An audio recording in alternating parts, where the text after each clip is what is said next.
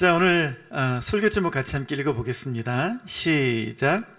복잡한 인간 사회도 불구하고 하나님이 주신 꿈, 말씀은 이루어집니다. 아멘. 야곱의 삶은 그야말로 복잡한 가정사입니다. 드라마로서도 이보다 더 반전의 반전도 없을 만큼 아주 참 엄청난 스토리입니다. 두 어머니와 두 첩 사이에 12명의 자녀가 태어나서 가족을 이루고 있는데 아내, 자녀와 첩의 자녀들 간의 미묘한 관계, 또 라헬과 레아의 자녀와의 관계도 복잡한데 게다가 라헬이 죽음으로 말미암아 또 전세가 또 역전되어서 생겨나는 일들은요 마치 영화의 스토리 장면들 같습니다. 근데 놀라운 것은요, 이렇게 복잡하고 문제가 많은 가정을 통해서도 하나님의 뜻이 이루어지고 있다는 사실입니다. 아멘이시죠? 여러분, 그래서 우리가 아무리 부족하고 연약해도 이미 우리를 지명하여 부르신 하나님은 우리를 결코 버리지 아니하시고 끝까지 함께 하시며 그분의 계획하신 바를 이루어 간다라는 그 사실을 여러분이 꼭 믿게 되시기를 바랍니다. 오늘 본문은 요셉이 꿈꾼 이야기가 나옵니다. 성경에는 이제 꿈을 꾼 이야기가 좀 많이 나오죠. 근데 여러분이 꼭 기억하실 게 있습니다. 뭐냐면요, 성경이 없던 시기에 이 꿈이라는 게 성경이 없던 시기이기 때문에 하나님께서 말씀하시는, 하나님이 계시하던 수단으로 썼다라는 것이에요. 제가 이제 선교 담당 목사다 보니까 선교사님들 얘기를 많이 해보잖아요. 여러 지역이 있는데 지역 중에 이런 지역이 있어요. 복음을 전하면 안 되는 지역. 그래서 선교사님들의 그 신분이 철저하게 비밀로 붙여져 있는데 걸리면 그냥 죽음인 그런 나라가 있어요.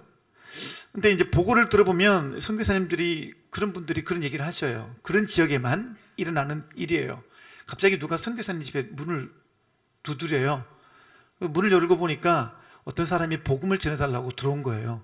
내 신분이 발각됐나? 물어보니까 그게 아니고 이분이 밤에 꿈을 꿨는데 밤에 꿈에 예수님 나타난 거예요. 그래서 선교사님 계신 주소 이 길로 가서 어느 골목으로 틀어서 어디를 가면 어느 집이 나오는데 그 빨간 대문으로 들어가라고 그거를 알려줬대요. 그래서 왔더니 그 선교사님 집이었던 거예요. 이런 꿈으로 이렇게 역사하시는 경우가 있습니다. 근데 모든 선교사님들이 다 그런 건 아니에요.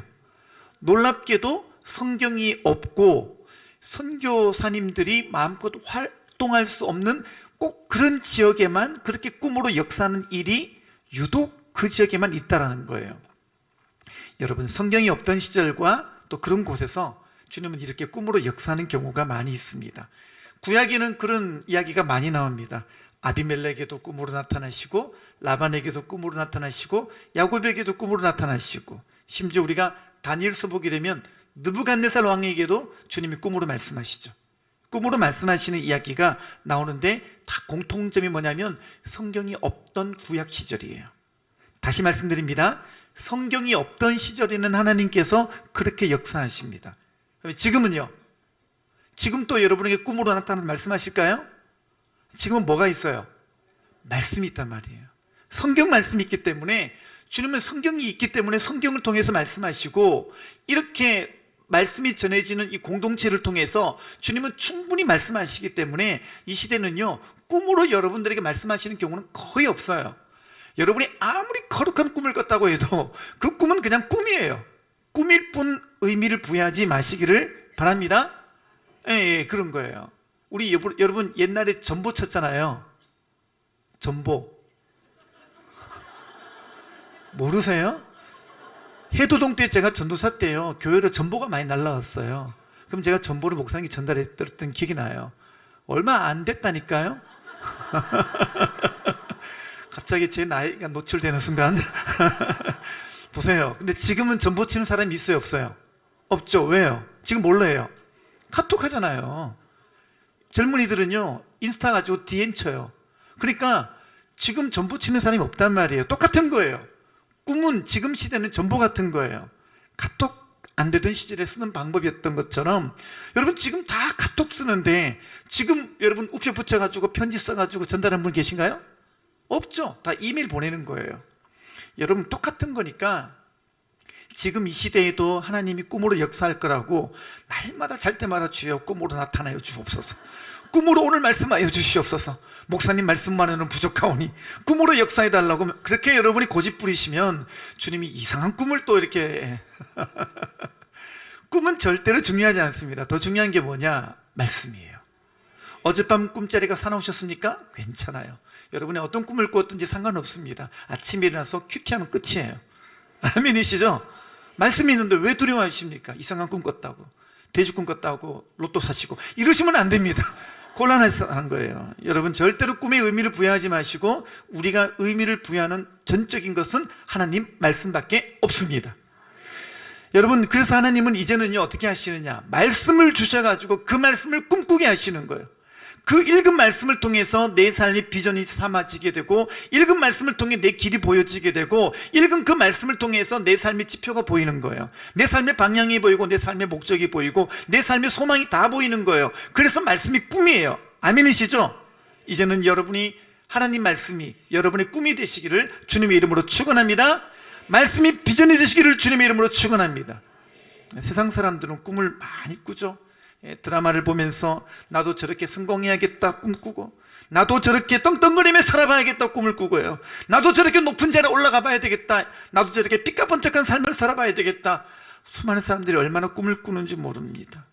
하나님은 우리도 그런 꿈을 꾸기를 원하시는 게 아니라 하나님 말씀으로 꿈꾸는 자가 되기를 원하십니다. 자, 그러면 말씀이 꿈이 되면 어떤 일이 벌어질까요?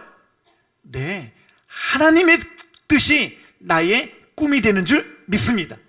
자, 그러면 하나님의 꿈이 뭘까요? 여러분 하나님은 우리가 부귀영화 누리고 장수하고 우리도 성공과 업적으로 세상을 놀래키는 그런 자가 되기를 바라지 않으셔요. 그런 하나님이 아니셔요. 여러분 하나님의 꿈은 뭐냐? 꼭 기억하십시오. 하나님의 꿈은 뭐냐면 멸망으로 가는 영혼들이 복음을 듣고 죽게 돌아오는 것과 이 일을 위해서 교회가 건강하게 세워지는 것, 이것을 주님이 꿈꾸고 계시는 줄 믿습니다.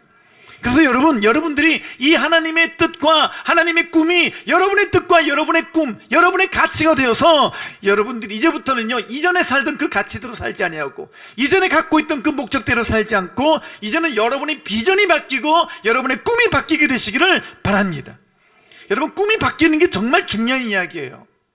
왜냐하면 우리가 예수님 믿는다라고 말은 하면서도, 우리가 신앙생활 한다고 말은 하는데, 여러분의 꿈이 그냥 이렇게 세상 사람들이 갖고 있는 꿈과 똑같은 꿈을 가지고 있으면요 어떤 일이 생겨나느냐, 그때부터 교회를 다니기는 하는데 신앙생활이 노가다가 돼요.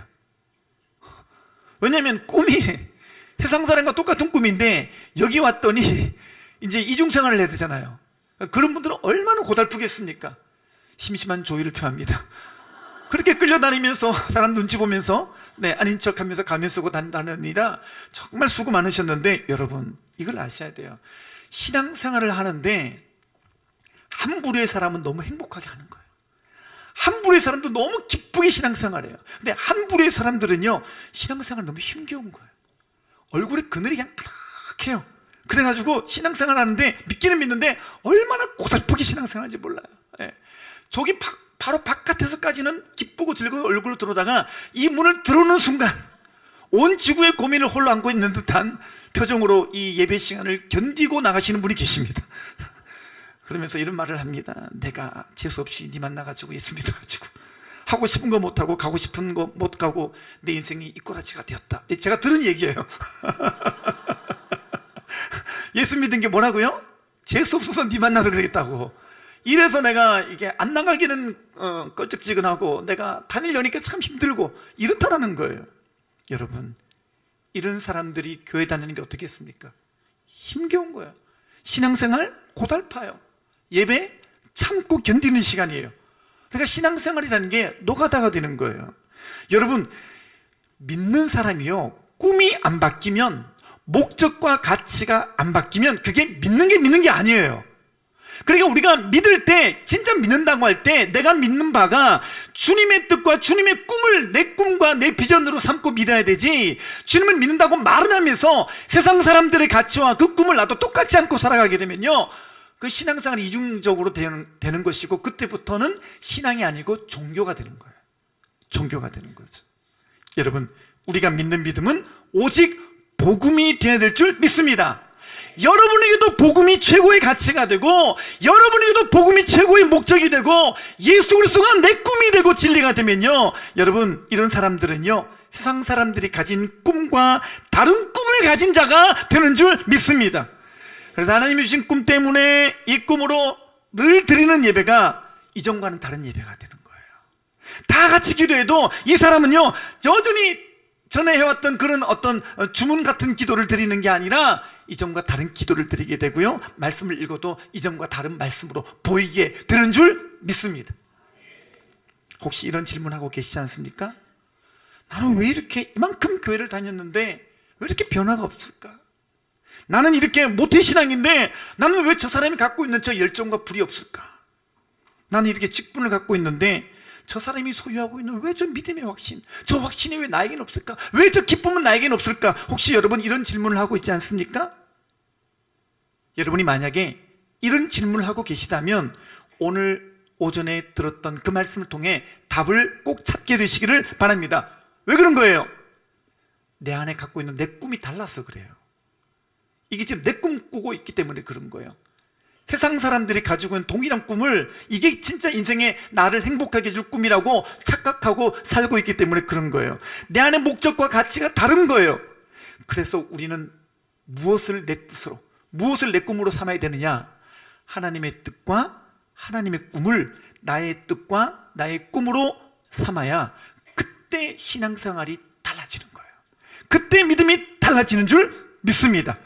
하늘의 것을 구하면 산다고 했거든요. 이제 땅의 것을 구하지 마십시오. 하늘의 것, 천국의 것, 그리고 여러분의 모든 바라고 소망하는 바가 주님의 뜻, 주님의 꿈이 되시기를 바랍니다. 또 하나 중요한 교훈이 뭡니까? 여러분, 요셉이 꿈을 꿨으면 바보가 아닌 이상 그거 말하면 형들이 싫어할 거 다 알잖아요. 그거 모를 리가 없습니다. 근데 이 꿈을 굳이 말을 하고 광고를 하고 댕깁니다. 요셉이 그랬어요. 근데 여기에 하나님의 깊은 뜻이 있다 그랬죠? 예, 왜냐하면 요셉이 꾼 꿈, 여러분, 이 하나님의 뜻이 이루어지려면 요셉이 가정을 떠나서 애굽의 선발대로 미리 가 있어야 되기 때문에 그런 거예요. 근데 이런 스토리를 누가 알았겠습니까? 예, 야곱도 몰랐고 형제들도 몰랐고 요셉도 알지 못했고 오직 하나님만이 알고 계셨고, 그래서 하나님의 스토리, 하나님께서만이 그 스토리를 만들어 가셨던 하나님의 계획, 하나님의 플랜이었던 것입니다. 여러분, 오늘 이것을 여러분의 마음에 꼭 담아가게 되시기를 바랍니다. 우리는요, 우리 자신에게 일어난 일들을 우리는 다 몰라요. 왜 이런 일이 일어났는지, 내가 왜 이런 힘든 일을 겪어야 했는지 우리 여러분 다 알지 못하는 거 되게 많아요. 어떤 일은요, 왜 이게 일어났는지를 내가 죽을 때까지 모르고 그렇게 지나가는 것도 있을 수 있어요. 그런 것도 있어요. 그러나 그럼에도 불구하고 진리는 이거예요. 첫 번째, 하나님은 선하십니다. 아멘.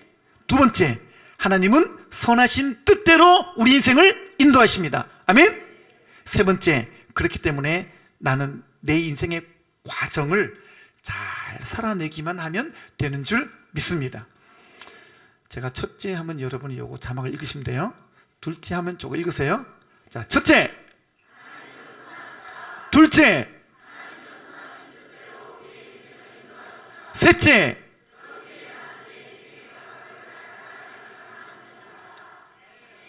아멘입니까? 아멘입니까? 네. 오늘 여전히 내 마음에, 내 가슴에 또 풀지 못하는 숙제와 같은 사건들, 문제들, 상황들, 왜 내 인생에 이런 일이 생겼을까? 왜 내가 그런 사건으로 인해서 내 인생이 그 순간에 그런 힘든 고비를 내가 겪어야 했을까? 영문을 알 수가 없고 의미조차 알 수 없는, 이해되지 않는 일들을 겪었거나 겪고 있다면 여러분, 이때 필요한 거는요, 그냥 이 과정을 말없이 잘 통과하는 거예요. 잘 통과하는 겁니다. 그 은혜가 있게 되시기를 바랍니다. 이사야 55장 8절 읽고 마치겠습니다. 다 같이요. 시작.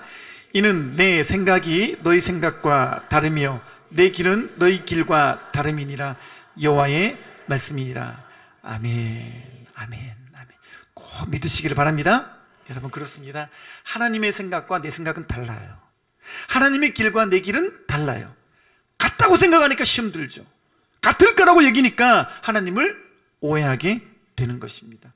그래서 진리를 붙잡으십시오. 첫 번째, 하나님은 선하십니다. 두 번째, 하나님은 선하신 뜻대로 우리 인생을 인도하십니다. 세 번째로, 나는 이 과정을 주신 길대로 잘 가기만 하면 된다. 아멘입니까?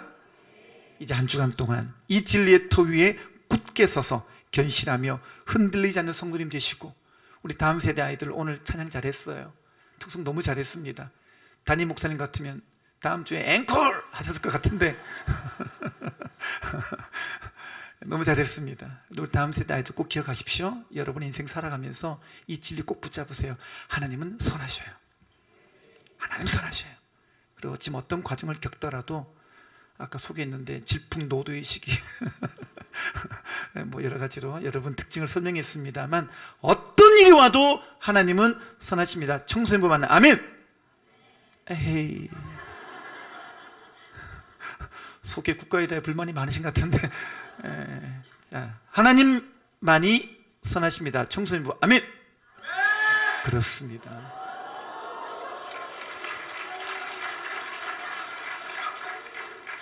임미숙 아들입니다.